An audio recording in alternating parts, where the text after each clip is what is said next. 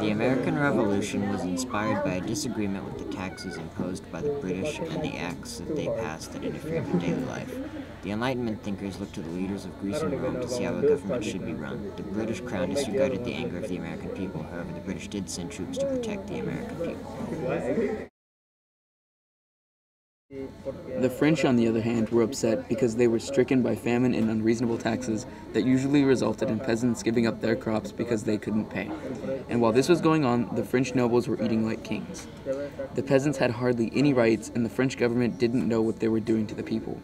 On the upside, crime was low because criminals were heavily tortured in the streets.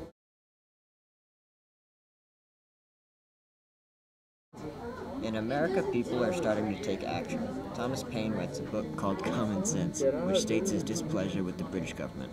The Founding Fathers organized into Congress. Adams, enlightened thinker, took to ancient Greco-Roman culture to see how a government should and shouldn't be run.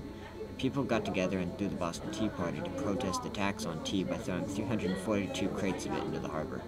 Because of all the protesting, there was violence in the streets. The French were getting more and more furious with the government. While people starved to death on the streets and died of disease, the royals were living the high life. No, not drugs, the other one. The nation of France was in trouble. Taxes were high, people weren't happy, and the nation was on its way down. Enlightened thinkers like Voltaire saw this happening and thought it needed to change. This was the true start of a revolution.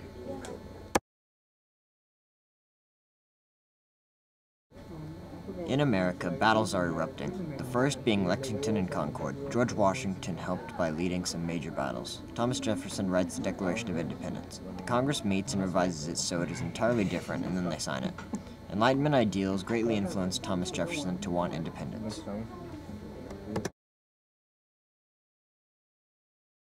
The French were inspired by the events in America. Battles start popping up around France, and the crime rates start rising. About 80,000 citizens are put to the guillotine. Enlightened thinkers like Voltaire helped to create the Declaration of Rights of Man and the Citizen. It protected most of the people's rights, but not all of them were treated equally. Women are a good example of this. In America, the Constitution is made official, and George Washington is made the first president of the new United States of America. The Articles of Confederation are created, and America is trying out this freedom thing. The Enlightenment ideals of democracy are put into action. There was a very weak economy after the war, but at least we got what we were after: independence.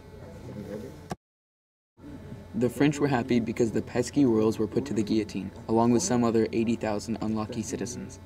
Enlightened thinkers could start making a new government, a government that people would want. It wasn't as easy as they had presumed, but they muscled through.